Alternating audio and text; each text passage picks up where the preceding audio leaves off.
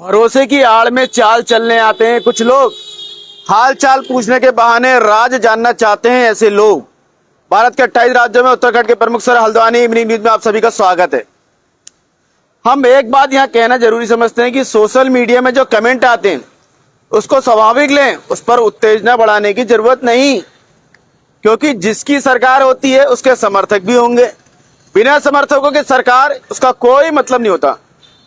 अब जिसको लाल बत्ती, मंत्री, संतरी, नामित पार्षद या अन्य विभागों का कर्ताधर्ता बनाया जाता है वो सरकार की तारीफ तो करेगा ही, बचाव करेगा ही। पद किस लिए दिया और लिया जाए है भैया, इसमें कोई बुरा ना माने, अपनी ड्यूटी निभा रहा है वो।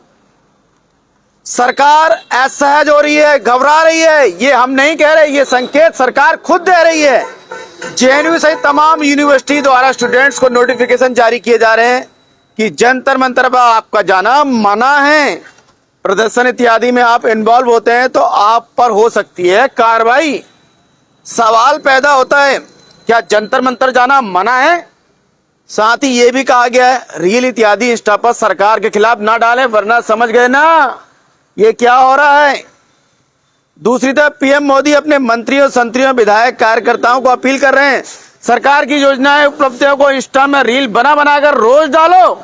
ये क्या हो रहा है, दोहरा मापदंड भैया। इधर सरकार की ओर से कहा जा रहा है कि बच्चों की सभी मांगे मांग ली गई हैं, लेकिन शिक्षा मंत्री धर्मेंद्र प्रधान का इस्तीफा अभी भी अबूझ पहेली बनी हुई है।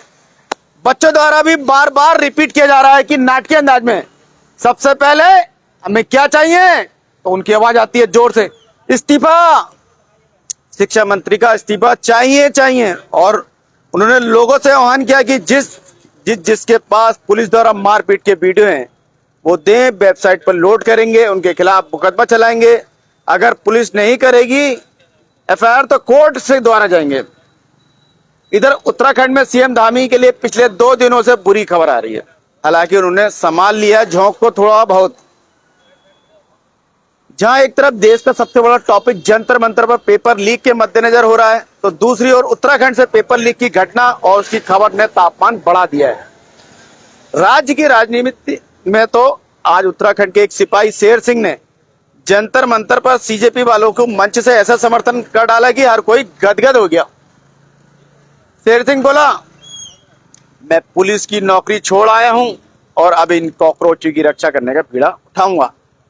साथ ही देखता हूं किसकी हिम्मत है इन कॉकरोचों पर हाथ डालने की। मेरे रहते हुए उनका वीडियो और खबरें तेजी से वायरल होती, धामी सरकार सख्ते में। तुरंत सिपाही शेर सिंह की कुंडली खंगाली गई। पता चला वो कुमाऊं के पिथौरागढ़ में तैनात था। अभी इवनिंग में आईजी निवेदिता कुकरेती ने तो बाकायदा पत्रकार को बुलाकर बयान भी जारी किया है। उक्त व्यक्ति को बर्खास्त कर रखा है। 20 जुलाई को उस पर कई बातें कही। ये अपराधी टाइप के लोगों से मिलकर काम करने लगा है। लेकिन लोगों द्वारा इस पे कमेंट लगातार आ रहे हैं कि पुलिस ने ऐसा पहले क्यों नहीं किया। जो बर्खास्त होते हैं ऐसे लोगों की लिस्ट सार्वजनिक क्यों नहीं करते हैं। तरह तरह के अलग कमेंट आ रहे हैं कि उसकी बेल्ट जमा क्यों नहीं करी, उसकी जो ड्रेस थी वो क्यों नहीं जमा करी। इस तरह तमाम तरह की बातें, क्योंकि सोशल मीडिया है, सभी लोग कमेंट्स कर सकते हैं, सभी लोग अपनी भावना व्यक्त सकते हैं। इस तरह का मामला चल रहा है। चलिए फिलहाल तापमान ज्यादा हो गया है, देश की अन्य खबरों पर नजर डाल लेते हैं। देश की राजधानी से दिल्ली से अपने अपने शहरों गांव वापसी लोग जो लौटे हैं उन लोगों ने बताया कि हमें दिल्ली के जंतर मंतर में जो उपद्रव मचा, भले ही उसके दोषी पुलिस वालों को माना जा रहा है, क्योंकि वो लोग तो पूरी तरह से लैस थे। कुछ सादी वर्दी में तो कुछ डंडे, हालांकि डंडे तो सभी थे, बच्चे तो निहत्थे थे। बिना नेम प्लेट के बड़ी संख्या में सिपाहियों को मौजूद रहना, फिर चाहे वो दिल्ली पुलिस के सिपाही हो या रैपिड एक्शन फोर्स के सिपाही से लेकर इंस्पेक्टर या और बड़े बड़े, इसका संकेत क्या देता है, मतलब पहले से इस बात की तैयारी थी। अगर 2005 से पहले की बात होती तो सब चल जाता, लेकिन 2026 है, हर हाथ में स्मार्टफोन और स्मार्ट कैमरा, तो हजारों वीडियो वायरल हो रही। हालांकि मारपीट के दौरान व्यक्ति अपनी जान बचाने को दौड़ता, ना कि वीडियो बनाने में लगता है, मतलब थोड़ी दूरी से बने हैं वीडियो। हालांकि दिल्ली पुलिस ने अपने पेज पर कुछ वीडियो भी उनने भी डाले हैं और मेटा को मेल भी करी है धारा 73A का उपयोग करते हुए कि ये वीडियो इंडिया में ना दिखे, इसमें लॉ एंड ऑर्डर को खतरा है। हालांकि कुछ वीडियो सही भी है, लेकिन मेटा भी तो पुलिस अधिकारियों की बात ही मानेगा। एनटीए ने परीक्षा प्रणाली में सुधार और पारदर्शिता लाने के लिए अभी शाम को 47 अधिकारियों को बर्खास्त कर दिया है, यानी कि टर्मिनेट कर दिया है उन्हें। इधर सीजेपी के संस्थापक अभिजीत दिपके ने मीडिया को बताया कि भारतीय जनता पार्टी के गुंडे प्रदर्शन में घुसपैठ कर चुके हैं और पत्थरबाजी भी कर रहे हैं। गुरुवार को पुलिस बैरिकेड और प्रदर्शनकारियों की बढ़ती भीड़ के बीच का अंतर स्पष्ट रूप से दिखाई देने लगा, क्योंकि दोनों पक्ष संसद मार्ग के अपने अपने हिस्से को पूरी तरह सतर्कता से रक्षा कर रहे थे। जहां हजारों प्रदर्शनकारी कनॉट प्लेस से टॉलस्टॉय मार्ग तक जाने वाले संसद मार्ग के एक हिस्से पर कब्जा जमाए रहे, वहीं सुरक्षा बल और दंगा नियंत्रण वाहन संसद भवन की ओर जाने वाली इस मुख्य सड़क के शेष हिस्से पर पहरा दे रहे थे। सोनम वांगचुक ने अपना उपवास तोड़ लिया है। उन्होंने बताया कुछ शर्तों पर उन्होंने 2 केंद्रीय मंत्रियों की उपस्थिति में अपना अनशन तोड़ा। श्री दोरजे ने कहा कि सरकार ने लिखित आश्वासन दिया है कि यदि छात्र हिंसक नहीं है तो उनके खिलाफ मामले सब वापस ले लिए जाएंगे। इधर स्वयंसेवी भीड़ में अवांछित तत्वों की तलाश कर रहे पुलिस सादे कपड़ों में लगातार घूम रही है। गुजरात में भारी बारिश से 38,000 लोग रेस्क्यू, सेना और एनडीआरएफ ने बचाव अभियान शुरू किया। दक्षिण गुजरात में रेल मार्गों पर जल भराव के कारण मुंबई की ओर जो जाने वाली 5 ट्रेनें रद्द कर दी गई हैं। फिलहाल कर्नाटक से कैबिनेट ने कर्नाटक और आंध्र प्रदेश में 1264 करोड़ की रेल लाइन विस्तार परियोजनाओं को फिलहाल आज मंजूरी दे दी है। भ्रष्टाचार के आरोपों के सामने आने के बाद केपीएससी पशु चिकित्सा अधिकारी भर्ती जांच के दायरे में आ गई है।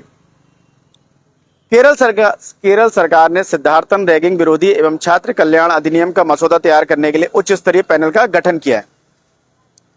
केरल सरकार ने एडीजीपी एमआर अजीत कुमार को निलंबित करने का आदेश जारी किया, जिसमें एसआईटी की युवा कांग्रेस कार्यकर्ताओं पर हमले की जांच में हस्तक्षेप के निष्कर्षों को हवाला दिया है।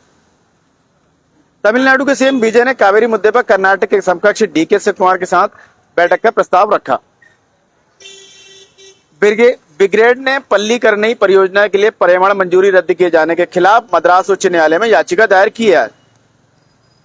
उड़ीसा ने महिलाओं और लड़कियों की तस्करी पर अंकुश लगाने के लिए नूतन सकला नीति में आमूलचूल सुधार का प्रस्ताव रखा है। पश्चिम बंगाल में तटरक्षक बल ने सुंदरबन के तट पर 4 हथियार तस्करों को फिलहाल आज गिरफ्तार किया है। ममता बनर्जी की शहीद दिवस रैली के खिलाफ उच्च न्यायालय के आदेश के कथित उल्लंघन के आरोप में एफआईआर दर्ज की गई है। आंध्र प्रदेश में कैबिनेट ने कर्नाटक और आंध्र प्रदेश में 1264 करोड़ की रेल लाइन परियोजना को मंजूरी दी है। दोनों महाराष्ट्र और इनका मेला जुला है ना। आंध्र प्रदेश कैबिनेट ने गोदावरी पुष्पकरम के लिए सुरक्षा योजना, बुनकर सहायता योजना और बुनियादी ढांचा प्रस्तावों को मंजूरी दी है। आंध्र प्रदेश विश्वसनीय बिजली आपूर्ति सुनिश्चित करने के लिए 60 प्रमुख पर्यवेक्षण परियोजनाओं को लागू कर रहा है। पीएनबी ने आंध्र प्रदेश के साथ साझेदारी करके अमरावती में क्वांटम फाइनेंस इनोवेशन हब की स्थापना की। बिहार से मानसून सत्र के अंतिम दिन बिहार विधानसभा में छात्रों के विरोध प्रदर्शन में हंगामा मच गया। नीट मेडिकल प्रवेश परीक्षा से पेपर लीक को लेकर दिल्ली में काकरोच जनता पार्टी के आंदोलन से बिहार के छात्र संगठन भड़क गए। सीएजी की 2024-25 की बिहार रिपोर्ट के अनुसार 92,132.75 करोड़ रुपए के उपयोगिता प्रमाण पत्र अभी तक कार्यालय से प्राप्त नहीं हुए हैं। कार्यालय को इधर मणिपुर से सुप्रीम कोर्ट ने मणिपुर हिंसा मामलों में त्वरित सुनवाई के लिए विशेष अदालतों का प्रस्ताव रखा है। मणिपुर के पेट्रोल पंप पर हुए बम विस्फोट के सिलसिले में एक उपद्रवी गिरफ्तार। यूपी के नीट परीक्षा के प्रश्नपत्र लीक मामले और अन्य परीक्षा अनियमितताओं के विरोध में उत्तर प्रदेश भर में प्रदर्शन लगातार जारी है। पंजाब में ईडी ने 450 करोड़ रुपए के बैंक ऋण धोखाधड़ी मामले में उत्तर प्रदेश, दिल्ली और पंजाब में छापेमारी की। इधर हिमाचल प्रदेश में चट्टानों के गिरने से वाहन कुचलने से 13 लोगों की मौत हो चुकी है। इधर स्थानीय खबरों में आपको बता दें, आज आयशा द्वारा भी पेपर लीक को लेकर जबरदस्त प्रदर्शन किया गया और जो महिलाएं नर्सिंग को लेके हर वर्ष वो हो उनका, उसको लेके उन्होंने प्रदर्शन किया। इसकी बाकायदा हमने कवरेज भी दी दिन में। और तीसरा, आज स्टूडेंट्स द्वारा एक अर्थी निकाली गई शिक्षा मंत्री की, जिसको बुद्ध पार्क में फूकना था, लेकिन पुलिस ने बाकायदा तैयारी कर रखी थी। भारी भरकम पुलिस थी और छीना झपटी पुल जो अर्थी का उसका पता ही नहीं चला कौन सा हिस्सा कहाँ गया, कुछ नहीं पता चला। फिलहाल डीएम कैंप में गए ये लोग, वहां से पैदल मार्च करते हुए लोग स्टूडेंट वगैरह, लेकिन जिलाधिकारी से मुलाकात तो नहीं, सिटी मजिस्ट्रेट ने ज्ञापन लिया उनका और बच्चों ने वहीं पे अपनी मांगे कही और जमकर नारेबाजी भी करी थोड़ी अंदर।